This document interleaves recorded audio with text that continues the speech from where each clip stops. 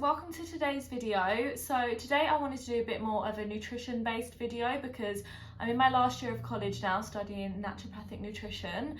So I just wanted to share some tips that I've learned from college, podcasts, books about blood sugar dysregulation and blood sugar imbalances, symptoms you might have, and little tips and tricks to alleviate some of the symptoms.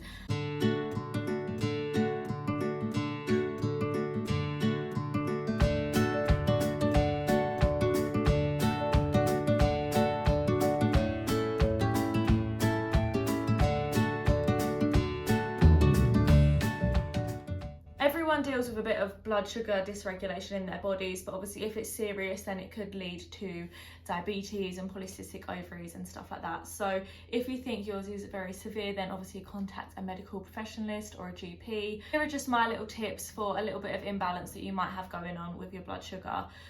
So one of the first signs that you may have dysregulated glucose in your body would be that you have excess body fat. Basically, when you eat too much glucose, your insulin receptors encourage the body to store the glucose as fat so it can later be used for energy.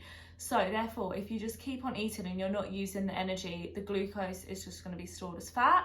So you're just going to be gaining weight or unable to lose weight. So that could be a sign that you're eating too much glucose, your blood sugar is spiking too much. So the second sign that you may have a bit of blood glucose dysregulation going on is that you have mood changes, your mood fluctuates. So you could be like really happy and then all of a sudden really irritable, energy slumps, feeling of hangry, if you know hangry, like hungry, angry. It's because at one point your blood glucose is really high and then it crashes and goes really low.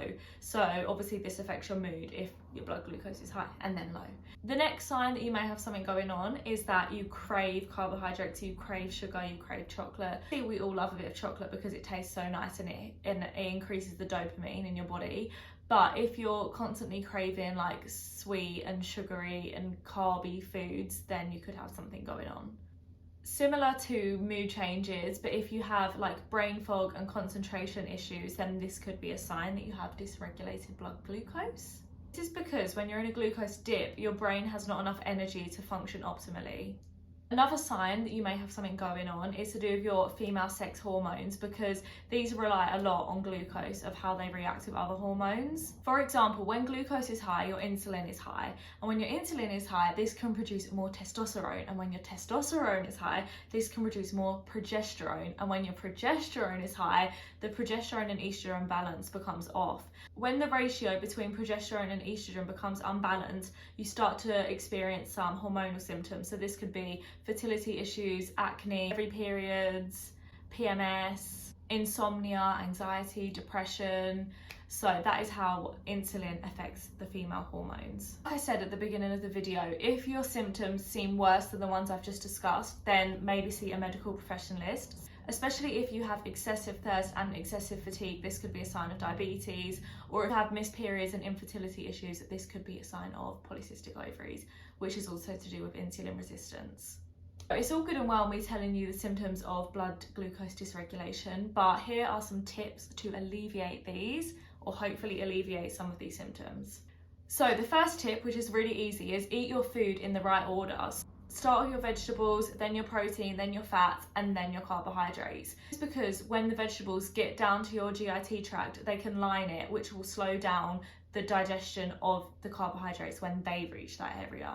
This means you're less likely to have a huge spike because the digestion is going to go a bit slower. This can reduce the risk to up to 75% of having a blood glucose spike after your meals. The second tip that I have is to have a teaspoon of apple cider vinegar in water about half an hour before your meal. So just like a cup of water with apple cider vinegar in it. It's because the acid in the apple cider vinegar reacts with one of the digestive enzymes, temporarily stops it from working. So therefore digestion of the carbohydrates and starch after 30 minutes will be a lot slower because the digestive enzyme is not functioning at the minute.